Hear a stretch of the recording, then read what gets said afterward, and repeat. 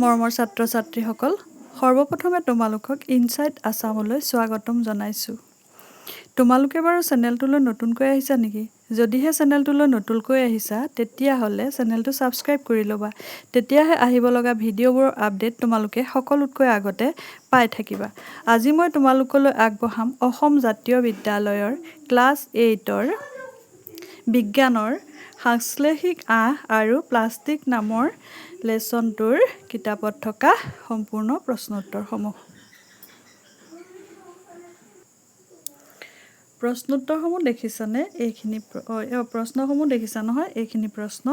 এই প্ৰশ্নসমূহৰে এতিয়া মই তোমালোকক উত্তৰখিনি কৰি দিবলৈ চেষ্টা কৰিম। সংশ্লেষিক আঁহ আৰু plastic. Synthetic fibre and plastics. শুদ্ধ উত্তৰটো বাছি উলিওৱা। 1 নম্বৰ, কোনবিধ সম্পূৰ্ণৰূপে সংশ্লেষিক আঁহ নহয়? Nylon, rayon, polyester, acrylic. উত্তৰ হ'ব ৰেয়ন। 2 নম্বৰ, তাপদৃঢ় প্লাষ্টিকৰ উদাহৰণ হ'ল বহুযোগী 6-6 এডিপিক এচিড, মেলামাইন, পলিয়েষ্টাৰ। উত্তৰ হ'ব বহুযোগী 6-6। 3 নম্বৰ, সংশ্লেষিক আঁহবোৰ হ'ল এ. সৰলৰৈখিক শৃংখল বহুযোগী, বি. শাখা শৃংখলাযুক্ত বহুযোগী, চি.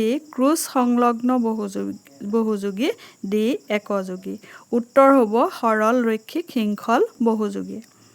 4 নম্বৰ, প্ৰথম আৱিষ্কৃত পলিয়েষ্টাৰবিধ হ'ল পিট অৰ্লন বহুযোগী 6-6 এষ্টাৰ।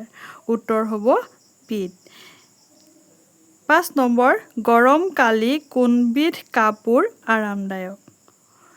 এ. কপাহী, B. Nylon, C. Polyester, D.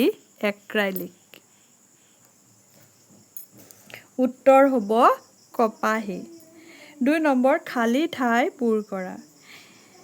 1 number হ'ল ৰেয়ন আঁহৰ চেলুল'জৰ পৰা প্ৰস্তুত কৰা হয়। ৰেয়ন আঁহ চেলুল'জৰ পৰা প্ৰস্তুত কৰা হয়। ৰটো নহয় দেই। 2 নম্বৰ, বহুযোগী 6-6 নামৰ নাইলনবিধৰ একযোগী হ'ল এপিডিক এচিড আৰু হেক্সামিথিলিন দা এমাইন'। 3 নম্বৰ, এক্ৰাইলিক নামৰ সংশ্লেষিক আঁহবিধ উন আঁহৰ দৰে। 4 নম্বৰ, যিমান বল প্ৰয়োগ কৰিলে সূতা এডাল ছিগে তাকে সূতাডালৰ টান প্ৰতিৰোধী ক্ষমতা বুলি ভাবিব পাৰি। 5 নম্বৰ, ক্ৰোছ সংলগ্ন প্লাষ্টিক চনকা। 6 নম্বৰ, পানী, শীতল পানীয় আদি ৰখা বটলবোৰ সাধাৰণতে পিট নামৰ প্লাষ্টিকেৰে তৈয়াৰী। 3 নম্বৰ, সংশ্লেষিক আঁহেৰে তৈয়াৰী কাপোৰৰ সুবিধাসমূহ বৰ্ণনা কৰা।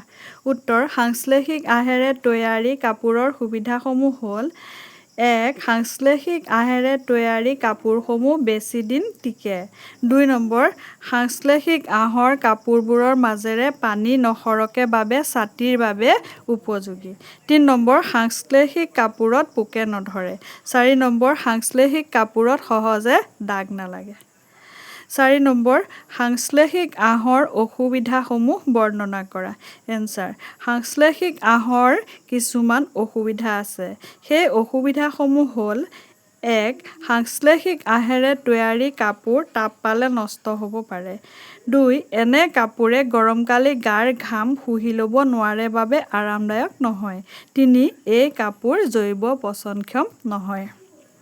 5 নম্বৰ, আঁহৰ টান প্ৰতিৰোধী ক্ষমতা কেনেদৰে জুখিব পাৰি? এনচাৰ: আঁহ এডালৰ দুটা মূৰ দুখন হাতেৰে টানি আঁহ ডালৰ টান প্ৰতিৰোধী ক্ষমতা জুখিব পাৰি।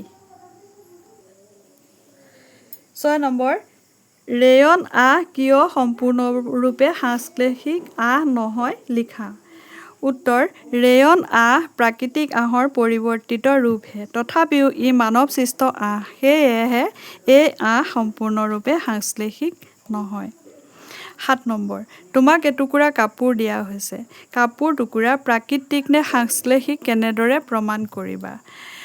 উত্তৰ এটুকুৰা কাপোৰ প্ৰাকৃতিক নে সাংশ্লেষিক প্ৰমাণ কৰি চাবলৈ এবাটি পানী আৰু এটুকুৰা কাপোৰৰ প্ৰয়োজন হ'ব। এতিয়া কাপোৰৰ টুকুৰাটোৰ এটা মূৰ বাতিটোৰ পানী স্পৰ্শ কৰাকৈ ৰাখিব লাগে। এতিয়া যদি টুকুৰাটোৰ মাজেৰে পানী ওপৰলৈ উঠি আহে তেন্তে টুকুৰাটো প্ৰাকৃতিক আৰু যদি পানী ওপৰলৈ উঠি নাহে তেন্তে টুকুৰাটো সাংশ্লেষিক। ৮ নম্বৰ প্লাষ্টিক সামগ্ৰীসমূহ জনপ্ৰিয় হোৱাৰ কাৰণসমূহ বৰ্ণনা কৰা। এনচাৰ প্লাষ্টিক সামগ্ৰীসমূহ জনপ্ৰিয় হোৱাৰ কাৰণসমূহ হ'ল ১. প্লাষ্টিকৰ সামগ্ৰীবোৰ পাতল, সেইবাবে এঠাইৰ পৰা আন ঠাইলৈ নিয়াটো সহজ হয়।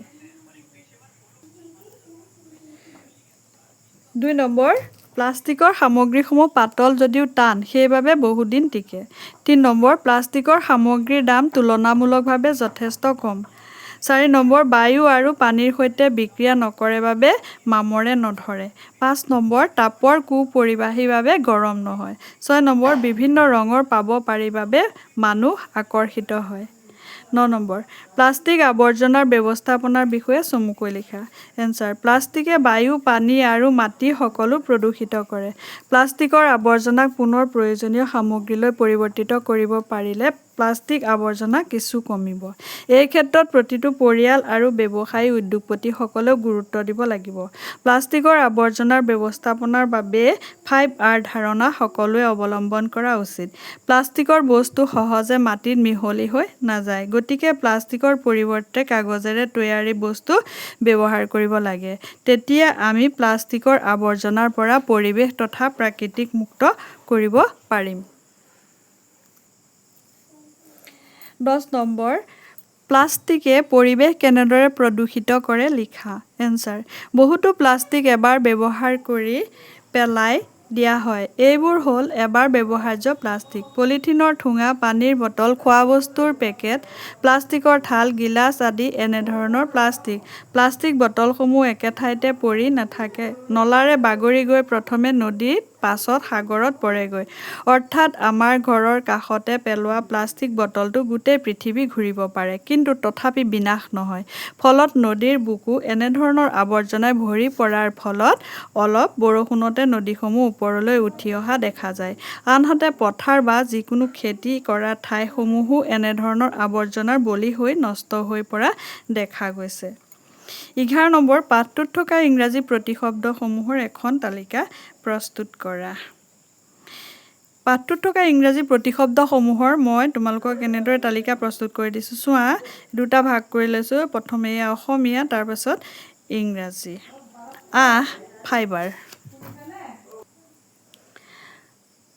সাংশ্লেষিক, সিন্থেটিক, বহুযোগী, পলিমাৰ, একযোগী, মনোমাৰ, সৰলৰৈখিক শৃংখল, লিনিয়াৰ চেইন, শাখা শৃংখল, ব্ৰাঞ্চ চেইন, ক্ৰছ সংলগ্ন, ক্ৰছ লিংকড, কৃত্ৰিম পাত, আৰ্টিফিচিয়েল চিল্ক, পাতল, লাইট, শক্তিশালী, ষ্ট্ৰং, নমনীয়, ফ্লেক্সিবল, উজ্জ্বল, ব্ৰাইট, ৰাসায়নিক পৰিৱৰ্তন, কেমিকেল চেঞ্জ, কোমল, ছফ্ট, মিহি, ফাইন, আৰামদায়ক, কমফৰ্টেবল, দৃঢ়তা, ষ্ট্ৰেংথ, জলাভেদ্য, ৱাটাৰপ্ৰুফ, ঘনত্ব, ডেন্সিটি, চনকা, ব্ৰিটল, তাপ নমনীয় প্লাষ্টিক, থাৰ্মোপ্লাষ্টিক, তাপ, হিট, বিপদজনক পদাৰ্থ, হাজাৰ্ডাছ ছাবষ্টেন্সেছ, বিষাক্ত পদাৰ্থ, টক্সিক ছাবষ্টেন্সেছ, পৰিৱেশ, এনভাইৰনমেণ্ট, সংৰক্ষণ, কনজাৰভেশ্যন, বিক্ৰিয়া, ৰিয়েকশ্যন,